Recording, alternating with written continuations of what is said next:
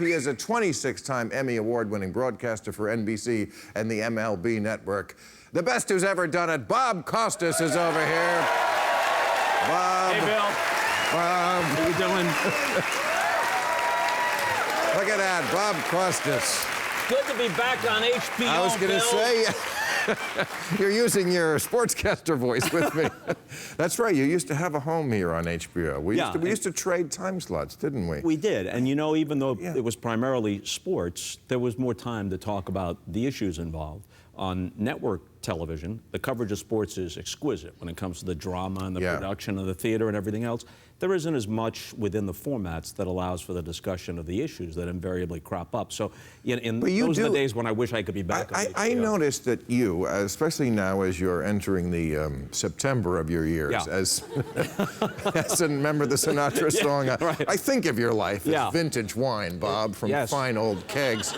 They were all very good years. Very good years, but I notice you are more and more up for speaking out, and I think that's great. You're like the only sportscaster, almost the only broadcaster, who does it. And, you know, it almost has to be done because these issues crop up in sports. Gay, guns, all these head injuries. These are, and I'm sure you get people who say to you, hey, come on, I only watch sports to get away from the news. Right. There's no mixing politics and sports. And sports has never had anything to do with social change in America. Jackie Robinson didn't exist. Arthur Ashe didn't exist. Billie Jean King in Title IX.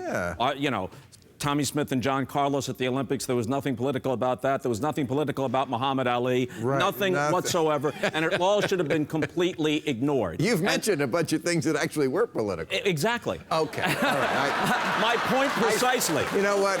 I thought that's what was going on. And basically, when people say that, what they're saying is, hey, just don't say something that I disagree with. Right. And stop interrupting the game. Well, no one likes sports any more than I do, and the drama of it. I'm not talking about this with 10 seconds to go and the game on the line. I'm not talking about this in the bottom of the ninth. On these football games, it's halftime, Jack. And you've seen all these highlights all day long. And the idea that I'm doing it all the time is also untrue. I do it rarely. Most of the halftime things are about the history of football or some appreciation or observation about football. Nor anything that you have said is really the least bit controversial. Shouldn't be. Shouldn't be.